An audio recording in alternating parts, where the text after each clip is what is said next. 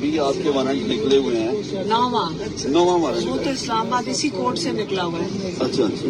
دیکھیں ہم کس عدالت میں جا کر لیں گے یہ بیل لیتے پھریں گے. بیل تو کوئی دے نہیں رہا. جب انہوں نے جیل میں ڈالنا ہوگا ڈال دیں گے. ٹھیک ہے. اب یہ ڈالتے ہیں جن کو ہم مانے. ایک جب اس کی جو جوریسڈکشن چیلنج کی بھی ہمارے لائر نے پنڈی والے کیس میں, تو وہ کیس کیوں نہیں سنتا جوریسڈکشن کا جج صاحب. یہ اریسٹ وارنٹ پہ اریسٹ وارنٹ ڈالتے جا رہے ہیں کہ بھی جلدی سے کیس چلاؤ اور ان کو جیل میں ڈال دو. آپ نے ترمیم میں تو دیکھ ہی لیا کہ کیا ہو رہا ہے یہاں پہ. کون سے اصول پہ ہر پاکستانی کے لیے اس وقت سر شرم سے جھکا لینا چاہیے کہ ہم برداشت کر رہے ہیں یہ سارا کچھ. یہ چیزیں ہم جو دیکھ رہے ہیں یہ اس سے بھی برا ہوگا ہمارے ساتھ. یہ اس سے برا ہوگا اگر ہم یہ برداشت کرتے رہے. یہ جتنا برداشت جب ظلم برداشت کریں گے, جیسے عمران خان یہ کہتے ہیں آپ ظلم برداشت کرتے جاؤ گے, ظلم کیوں نہ بڑھے.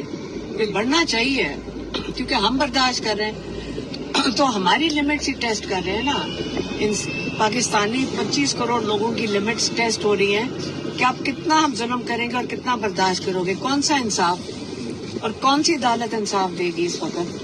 آپ دیکھ رہے ہیں کہ عدالتوں میں عمران خان کے ساتھ کیا ہو رہا ہے. باقی غریب لوگوں کو عدالتوں میں دھکے کھانے پڑ رہے ہیں. کتنی دور دور سے آتے ہیں اسی عدالت میں G11 کی, اور کوئی کیس نہیں چلتا. اگر کہو جی آیا نہیں آیا, جج صاحب اس کے اوپر توہین عدالت لگائیں, جج صاحب لگا ہی نہیں سکتے.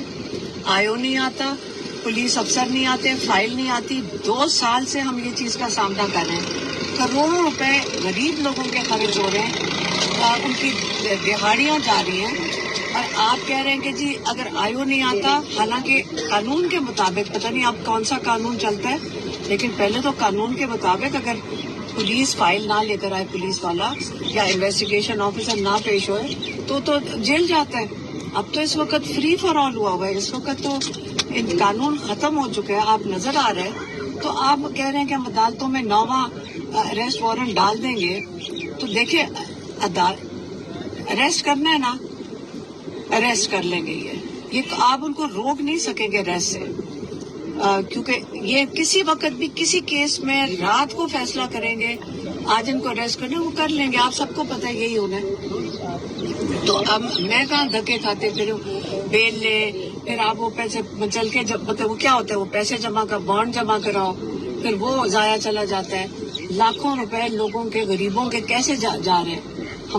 ہم تو نہیں افورڈ کر سکتے کہ جا کر بیل بانڈ لیں, پھر پیش نہ ہو تو وہ ضبط ہو جاتی ہے پیسے, پراپرٹیاں ضبط ہو رہی ہیں. ابھی میرا پاسپورٹ بند, ID کارڈ بند.